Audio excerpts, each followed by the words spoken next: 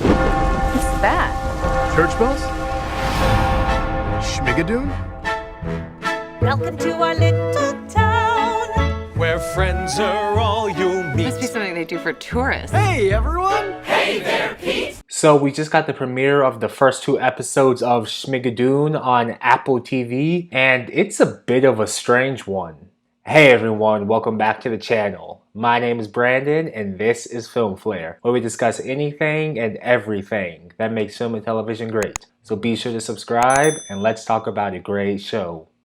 Now, this show is about a couple who have fallen into a rut who decide to try out a backpacking trip to help reinvigorate their relationship, but instead find themselves transported to a magical town in the 1940s where everything is a musical.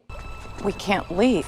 It's like magic. We're in an actual musical. Please, God, no. The show is executive produced by Lorne Michaels, who was the original creator of Saturday Night Live.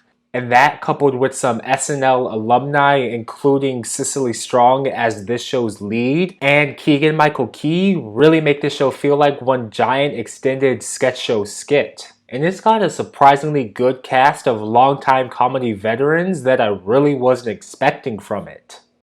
Keegan-Michael Key and Cecily Strong really make a great pair who play off each other well as our main characters Josh and Melissa. Whether it was Josh's aversion to playing any part of what was happening in this strange town, or Melissa's willingness to just go along with it and jump straight into the craziness. Oh, I think they want us to take a verse. I'm not singing, and you're not singing. Come on, could be fun. No. Do not. never had corn pudding. Why? Both of them were really fun to watch in their respective characters, but are even better to watch in relation to each other and everyone surrounding them. And the supporting characters are just as good and interesting too. Whether it was Kristin Chenoweth as the holier-than-thou preacher's wife, Alan Cumming as the mayor going through a sort of midlife crisis, or Aaron Tveit as the bad boy carnival operator. You just keep your distance, Danny Bailey. This town would be a far more decent place without the likes of you.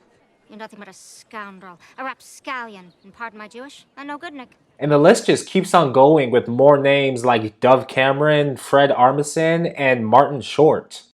Admittedly, there wasn't too much to these characters in the first couple of episodes outside of their introductions, but even so, the show did build in a lot of room for their stories in the future, and I'm really excited to see more from them. And aside from the characters, there's just a lot of fun to be had with these two 21st century people, finding themselves now living nearly 80 years in the past, and not only having to deal with just the outdated way of life, but also the outdated ways of thinking.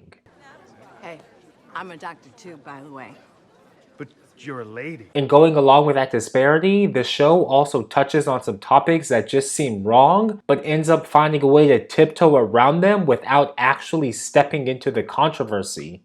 Mr. Mayor, are you gay? I try to be. And the fact that all of it is really taken with a comedic sense also helps to ease the tension surrounding these topics. But they are still very noticeable when they come up. The high school kids call it virginity ruins. Oh, no. You are really young.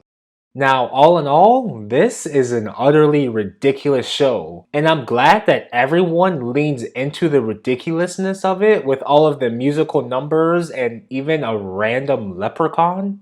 Was that a leprechaun? Yes. Like most sketches, I don't think the real story of the show matters all that much. But while I am sure that the show is building a nice love story underneath all of the comedy, it's when the show is being its most outrageous that it's also at its funniest. Its strength really lies in its great cast and just the absurdity of the whole situation. And the comedy we get just seems to flow naturally from that combination. None of it feels forced, and it never feels like anyone is trying particularly too hard to be funny, which just adds to the enjoyment of it all. Ladies, can I get a cackle? If you're a fan of sketch comedy or even just a single actor in this one, I think you'll definitely get a laugh out of this show. It's slated to have only 6 episodes this season, and with 2 already down and just 4 more left to go, I think it should move pretty quickly and it'll be a fun watch for the next month. But what do you think about Schmigadoon? Let me know in the comments below. New episodes air Fridays on Apple TV. But before you go and watch that, please do be sure to give this a like and subscribe for more reviews like this. We've got new content coming out every Tuesdays and Fridays. But until next time, have a great day and don't forget to watch a great show. Bye. We're in a musical, okay? Nobody gets killed in a musical. Except Oklahoma. And Carousel. And South Pacific. Oh, hello, West Side Story. That's all the musicals.